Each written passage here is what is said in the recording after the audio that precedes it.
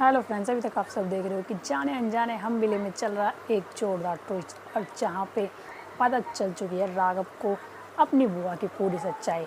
और अब वो अपनी बुआ को धक्के देकर अपने घर से बाहर निकालने वाला है और उनसे पूछ रहा है कि तुमने मेरे साथ ऐसा क्यों किया।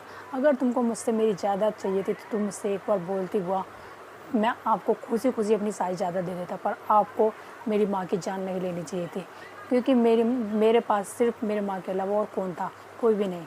और आपने मेरी माँ मुझसे छीन ली, तो इसके लिए मैं आपको कभी माफ़ नहीं करूँगा। होता कुछ ऐसा है कि जब राघव और राघव की पूरी फैमिली मंदिर में पूजा करती है राघव से, तो राघव की बुआ मिलने नहीं देती उसे घर पर।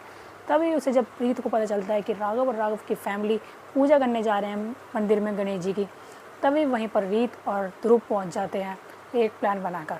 वहीं पर रीत राघव से मिलने का बहाना भी करती है।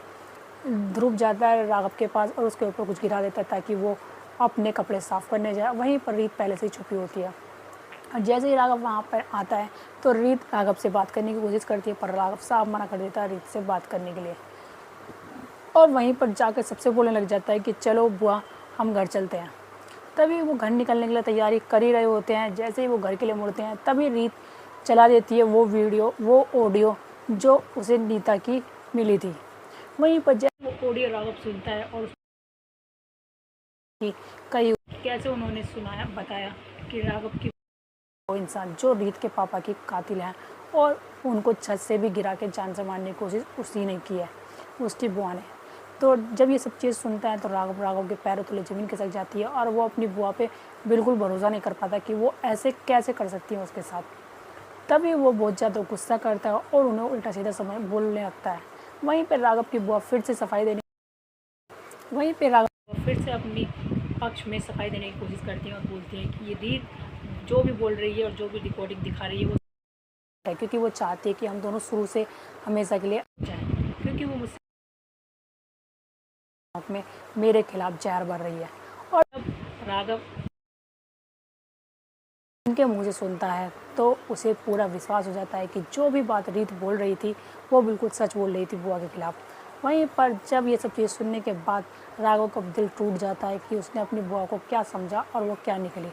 उन्होंने अपनी बुआ को अपनी माँ का दर्जा दिया और उन्होंने उसकी ही पीठ में खंजर भोंक दिया। और जब ये सब चीज़ें देख के रीत बिल्कुल इमोशनल हो जाती है और वो राघव को संभालने की कोशिश करती है। वहीं पर राघव इतना ज़्यादा टूट चुका है कि वो अपनी बुआ को अब धक्के देकर निकालने वाला है अपने घर से बाहर, और बोल देता है कि आज से मेरा आपसे कोई रिश्ता नहीं है, इसलिए आज के बाद आप मेरे घर में कभी नहीं आ सकती। और वहीं पर आप गिरफ्तार करवाने वाला है वो अपनी बुआ को, क्योंकि उन्होंने सिर्फ एक इंसान की जान नहीं ली बल्कि उन्होंने कितने लोगों की जान लिया और कितने लोगों के घर तबाह किए हैं। तो क्या ये सब चीज़ों का पता लगाने के लिए अब राघव की बुआ फिर से चलेगी कोई नई चाल, जिससे कि वो अपने आप को बेगुनाह साबित कर सके, या फिर रीत भी दे देगी रिकॉर्डिंग पुलिस को और करा देगी उन्हें गिरफ्तार। तो आगे देखें कि कहानी में और क्या नया ट्विस्ट